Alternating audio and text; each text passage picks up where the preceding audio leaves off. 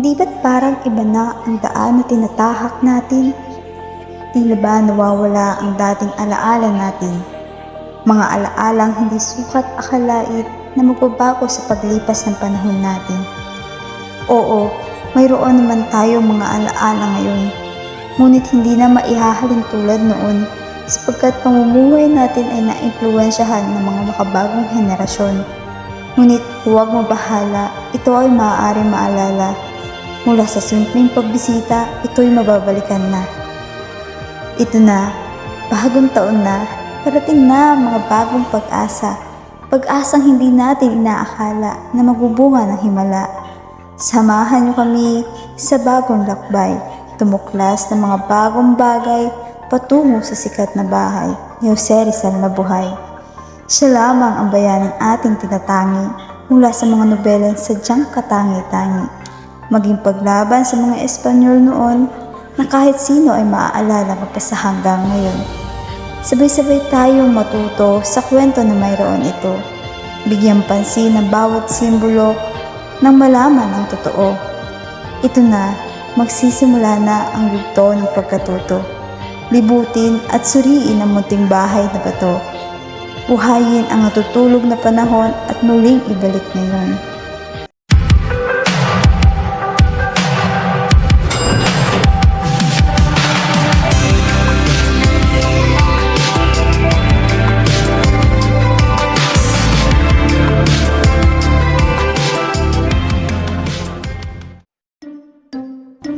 Guys, anong balak niyo sa bakasyon? Hindi ko pa alam nga.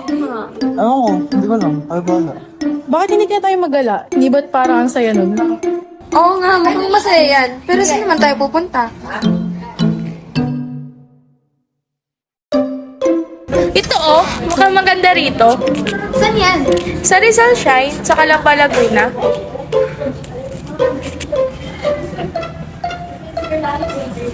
Oh, bahay ni Rizal. Maganda dyan. Tara. Tara, bebe Tara. ka.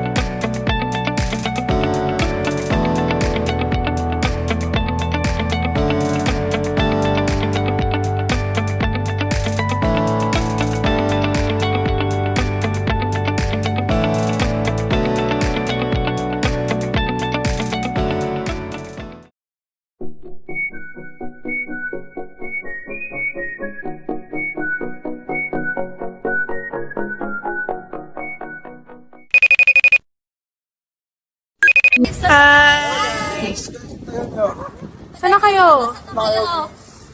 Ibot na tayo dito. Ngayon na nahinintay namin. Pasensya na ha, hindi ako makakapunta. May asikasuhin kasi ako eh. Sorry. Sorry ha, hindi ako nakasama. Alam niyo naman, as a student, busy. Pero next time, sasama na ako. Tsaka dapat kompleto tayo ha. Uy, kamusta guys? Pasensya na ha, di ako makakasama. Dami ko kasing ginagawa eh, tsaka di din ako pinayagan ng magulang ko eh. Hayaan nyo sa susunod, asahan nyo makakasama ako. Sendan nyo na lang kami ng mga pictures sa galing dyan sa bahay ni Rizal ha. Ito na lang, next time dapat kasama na kayo. Baka hindi pwede hindi. Tama. Okay. Bye!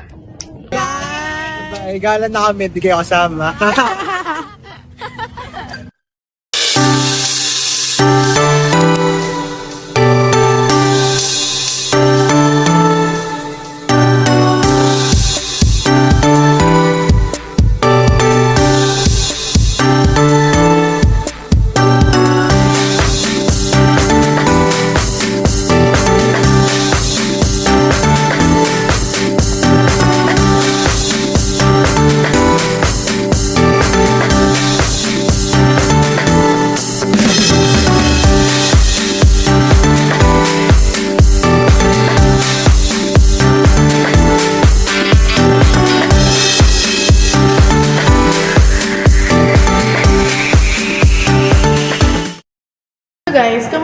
palibot natin sa bayan ng Rizal. Maganda ba?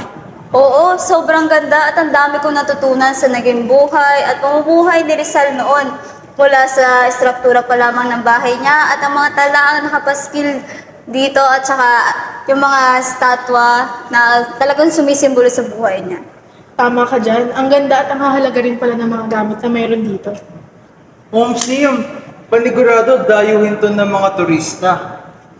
Sa tingin ko, pwede rin itong pagtuusan ng mga eskwelahan, eksibisyo, o di kaya mga pananaliksik, no? Tama, tama. Tumpak yan. At sa totoo lang, sobrang ganda ng lugar na ito. Nakagawa agad ako ng kanta para maitampok sa iba at matangkilik sila na pumunta dito. Wow, para ang ganda naman yan. Pwede mo marinig namin yan? Oh, sample. Sample. Halika nga sa may kalamba at ang tirahan ay masdan. Sari-saring kagamitan ang inyong masisilayan. Umaga muna bago ka pumasok para malibot bawat sulok. Buhay ni Rizal sa unang pasok, kumpleto to at patok.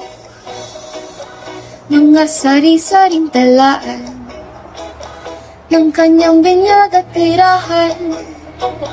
Mga litrato de kaluma, makikita lang sa baba. Ibang panahon ang nararamdaman, ang gigising sa iyong damdamin. Malalaging ka sa iyong nakikita, pagkat walang kasing ganda. Rizal shine, nang ito ay marating ko. Para ba akong naglaho, umalik sa panahon nyo.